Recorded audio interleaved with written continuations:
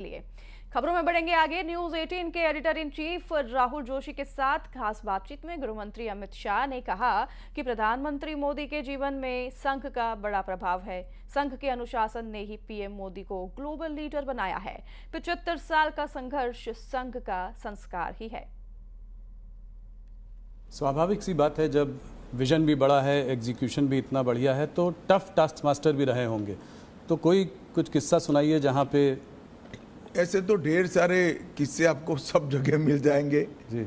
मोदी जी हिसाब किताब कठोरता से लेते हैं, इसके कारण बहुत नाराजगी भी है। सरकार में मुख्यमंत्री बने तब भी, प्रधानमंत्री बने तब भी, और संगठन का काम करते थे तब भी, मगर कभी भी व्यक्तिगत द्वेष के कारण किसी कार्यकर्ता को डांट डपूट लगाना या सार्वजनिक रूप से उसको अपमानित करना, ऐसा मैंने नहीं देखा।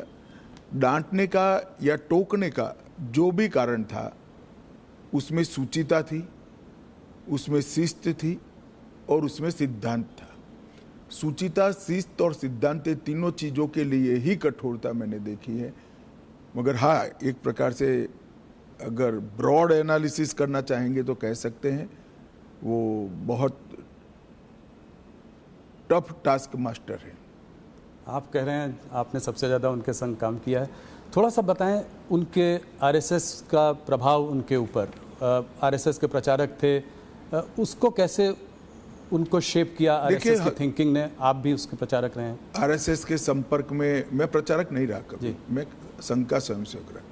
आरएसएस के संपर्क में जो भी आता है, संघ के संपर्क में आता है, उस पर संघ का प्रभाव निश्चित रूप से ही पड़े बगैर रह ही नहीं सकता। आज नरेंद्र मोदी जी जाने जाते हैं कैसे नेता के रूप में, जिसके लिए देश सबसे प्रथम है, उसके बाद पार्टी है, उसके बाद पार्टी के कार्यकर्ता है। ये जो राष्ट्र प्रथम का पूरा इतना लंबा कालखंड 75 साल का जो दिखाई पड़ता है, मैं मानता हूँ वो संघ के ही संस्कार है।